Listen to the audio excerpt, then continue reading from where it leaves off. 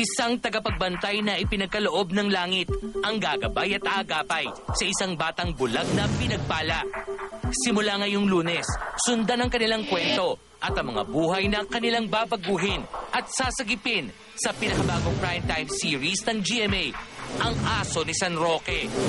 Ang mga pangunahing tauhan ng bagong seryeng inyong aabangan gabi-gabi, live ngayong hapon dito sa Star Talk TX. Ikaw ba, Lolit, narinig mo na yung team song niyang Aso ni San Roque? Ano? Ang Aso ni San Roque. Iba yun, ha? Ikaw natawa ka naman. Serious, may bisita tayo. Sino maganda? Si Jillian Ward o si Mona Luis? Aba, ewan ko. Tanungin mo kung sino mas maganda, yung nanay yung isa o yung isa. Ay, dapat yung nanay tingnan. O, sige. Nandito ngayon si Mona Luis. Okay, hello, Mona Luis. Hi po. O, Lolit, yung tinatanong mo. Di ba yung ano ka, meron kang diabetes? Opo. Narinig ko, sabi ng mga kasamahan mo, ikaw daw nag-i-injection sa sarili mo? Opo. Minsan Ikaw po na ako mismo? Po. Opo. Ba't hindi nanay mo? Minsan po ako po. Minsan po si Mommy. Ilang beses yun sa isang araw? Minsan po 3 times a day or 4 times a day po. Di ba pagka may diabetes ka, ang unang nangyayari, lumalabo yung mata?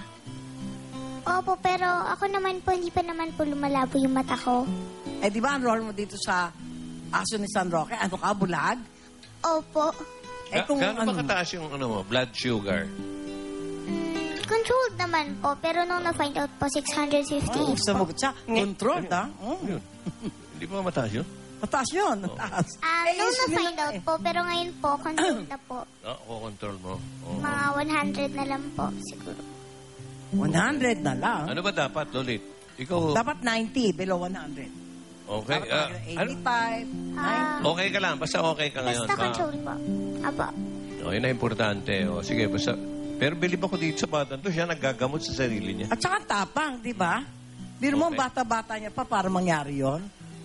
Okay, anong iniisip mo ano naisip mo nung malaman mong meron ka nung nakaramdaman na yun? Nung nagpa-check po kami, sabi po ng doktor, 3 times daw po. Hindi ko alam sinabi. Pero sabi ko, ano yun? Wala po. Masigla pa rin po ako nung hindi ko naman po alam kung ano po yung diabetes. Oo nga Nalaman naman, ko lang diba? po. Pero ngayon, alam mo na, marunong Apo. ka na, alam mo na. Tapos po, pag ini-injection po ako, ayoko po hindi ko tinitignan kasi po nabibigla po ako. Saan ka nag-injection? Sa, Sa dito puwet? Po. Apo. Ikaw nag-injection, nakikita mo? Apo. Tinutusok mo lang? Minsan po si Mommy, dapat po nakikita ko kasi po pag hindi, mas iiyak pa po ako kasi po nabibigla ako. Kaya gustong-gusto ko nga po tinitignan. Di ba, Joey? Oh. Usually, pagka ganyan kabata, takot sa injection. Ba't to hindi takot? Well, magaling yung pagkakaturo ng mami at daddy niya sa kanya na hindi dapat matakot dahil pag natakot siya, hindi naman siya gagaling. So, kailangan, di ba, alalayan ng mami at daddy.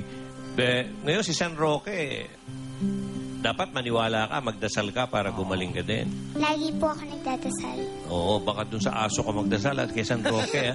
Okay. Mga kaibigan, tawagan natin Lolit yung ibang mga kasama niya dahil sa Monday na to, no? Oo, Mona pagkatapos Luis. ng 24 oras, di ba? Okay, tawagan natin mga kaibigan. Narito si TJ Trinidad at si LJ Reyes nandito.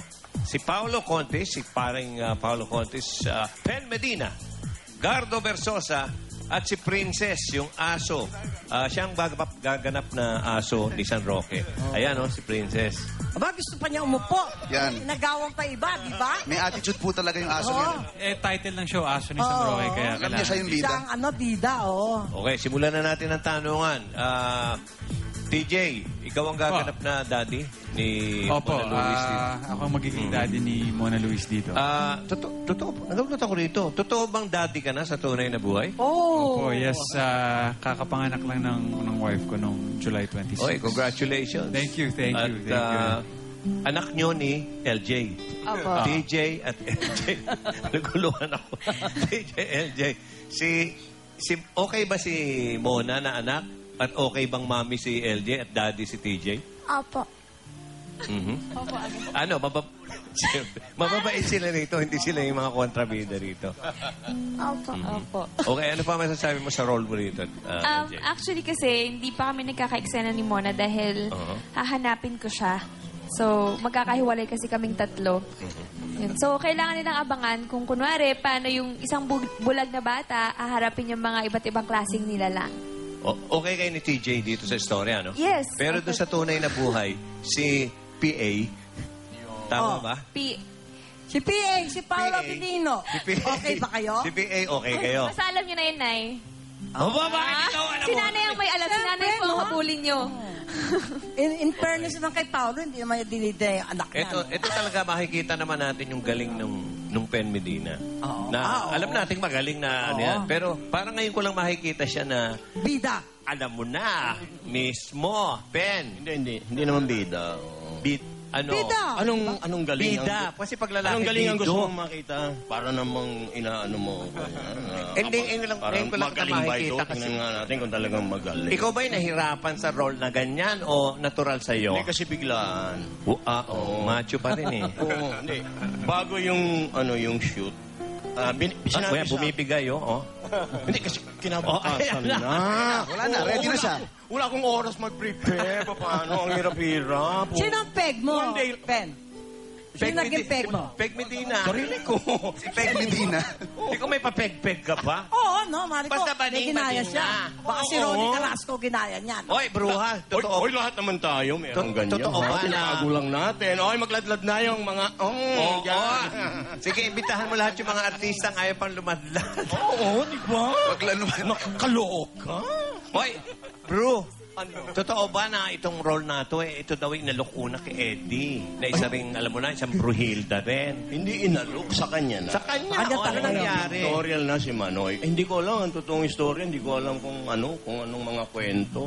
Palagay ko sinulot ni Oo, Ben. siguro tanongin natin yung mga nakakaalam. Siguro. Hindi. Sinulot mo, Hindi. Ben. Nagkasakit data si Manoy. Hindi, yan kasi sabi, nagpapahinga lang kasi bawal mapagod, bawal mainitan. Yon. So, So lahat ng role ngayon ni Eddie Garcia sa'yo na. Anong Siya si Manay. sa akin? Ha? Okay, abangan ko yan. Ito, tututukan ko dyan sa si Pen. Huwag muna sa unang linggo. Ay, hindi ka pa bumigay nung una? Kasi nga, yung bigote ko ang haba-haba, meron akong pelikula. Ang kapal-kapal ng kilay ko. Isang bagong tanong para kay Gardo naman. At naka-ano siya, naka-makeup. Siya po yung Naka-makeup pa. siya ang hari ng eyeliner dito sa... Oo, ha? Isa lang ang Di ba yung masasabi ko. black eye? Isa lang masasabi ko, maitim. Maitim ang makeup niya sa hilay. Ayan ang Nadali mo ako sa doon, unang linggo. Yan ang aabangan nyo. Oo, Hindi, si Princess Gardo, dati raw tong bomb sleeping dog. Alam ba ibig sabihin nun? Ano? Ano nga? Bomb sleeping. Sumisinghod siya. Isang dating addict ng bomba. Hindi. Nalalaman niya kung ano to, military. Kumbaga, military dog. Totoo ba yun, Guard? Saka showing pa nga yung pelikula niya ngayon, yung Buakaw, directed by John Lana. Oo. Magaling yan. Kasama ka doon. Kaya dito, makikita rin nila kung gaano kagaling si Princess. Hindi lang sa pagbobomba sniff, kundi sa pag-arte. Hindi ba magaling nanibago din si siya. Princess kay Pen dahil dati niya kasama si Eddie Garcia? Hindi, ganun nga rin si Eddie rin sa Buakaw eh. Hindi, kaya kanina sa Amoy na Bulaga, amoy niya. Nabalita ako nandun sila. Oh. Lumapit agad kay Alan Kay, yung aso. Alam niya kung sino lalapitan niya. Mga kabadingan. Oh. Eto si Paolo Pare Contis. Paolo. Call in na lang ba siya ngayon? Oo. Oo. Aso ni San Roque po. Sa Lunes na po yan. Ba't tayong pag-usapan ng ano mo? Pagkatapos po ng Ang love life mo. 24 oras. Ayan. Ba't tayong pag-usapan love life mo? Si ano nga, LJ. Kasi napag-usapan, nagpo-promote po tayo ng show at Hindi naman sumagot gumagano si na sila. LJ eh. No? Ganon? After 24 sa After Lunes po ng na.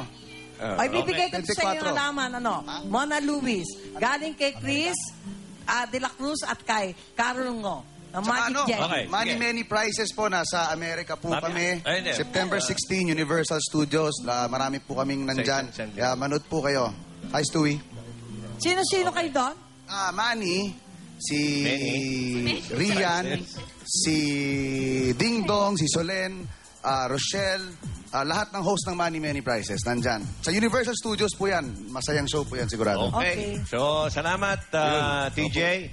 Sa Lunis na po. Kumaring Pen. Maraming salamat. Ayan po, nag-walk out na po Ayun na, yung aso. umalis. Tama pa namin doon si Eddie Garcia, no? Hindi daw Babilia. po siya in-interview Oh. eh. Garubilio. Happy birthday ulit kay Mama Perry de la Cruz at kay Boy at Angie Son. Okay, LJ, ha? Sana'y mabuti ang love life mo. Oh, bumputi naman ha. Okay. Magkasama pa rin sila Buona ni Paolo Luis. Avellino. Meron ka sasabihin? Sige. Pwede po ba ako pumate? Oh, Ay, bumati oo, ka. wag- Sige, kahit magalit si Janine Fiat. Bumati ka. Sige. Sige, Tira. sige, bati ka na. Go. Binabati ko po si Kyle, yung kasama ko po sa Munting Heredera. Si Michelle po. Happy birthday. Birthday niya po. Bakit hindi mo binabati si Jillian Ward? Galit kayo? Bata pa yun eh. Uy, ayan na naman ba yung placenta ni Pauline? Hindi. Aba, si Pauline Sundance to, nagkaroon ng Sundance. placenta. Ano ka ba? Ayan na. Ito, salamat ha. Monday na po after 24, aso ni San Roque.